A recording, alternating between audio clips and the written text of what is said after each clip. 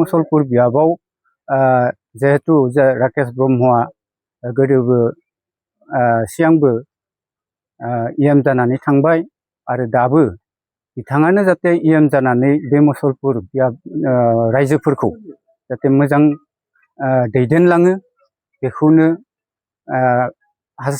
हामलायनानै जोङो थांखिखौ जोङो दिनै सोलायनाय जाहैदों। दिनै जोंनि बे थांखिखौ जितु बुंदोंमोन प्रेस मिटआव बेखौ जोङो उथायनायनि जाहोनानो जाहैबाय बिटिआरआव जाहाथे इउपिपिएल दोलोआ जाहाथे पुनर सरकार दानानै बिटिआरनि गासै रायजो राजानि मोजां खामानि मावथों बेखौ साननानै दिनै रायजो राजाखौ खावलायनानै जों बे प्रेस मिटखौ होनाय जादों।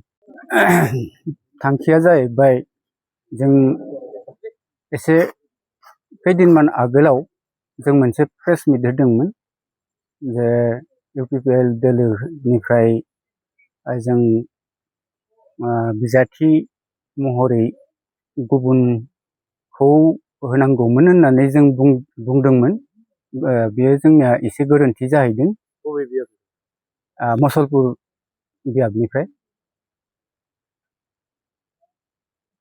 दा थांखिया बेनो जोङो बिटिआरनि मोनसे सार्थआव दिनै जोंनि बे थांखिखौ जितु बुंदोंमोन प्रेस मिटआव बेखौ जोङो उथायनायनि जाहोनानो जाहैबाय बिटिआरआव जाहाथे इउपिपिएल दोलोआ जाहाथे पुनर सरकार दानानै बिटिआरनि गासै रायजो राजानि मोजां खामानि मावथों बेखौ साननानै दिनै रायजो राजाखौ खावलायनानै जों बे प्रेस मिटखौ होनाय जादों।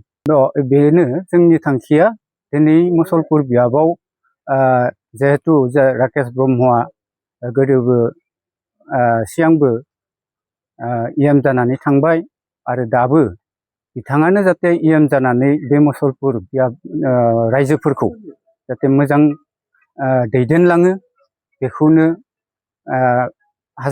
हामलायनानै जोङो थांखिखौ जोङो दिनै सोलायनाय जाहैदों। राकेश ब्रह्मजों दिनै फैफिननाय जाहैबाय।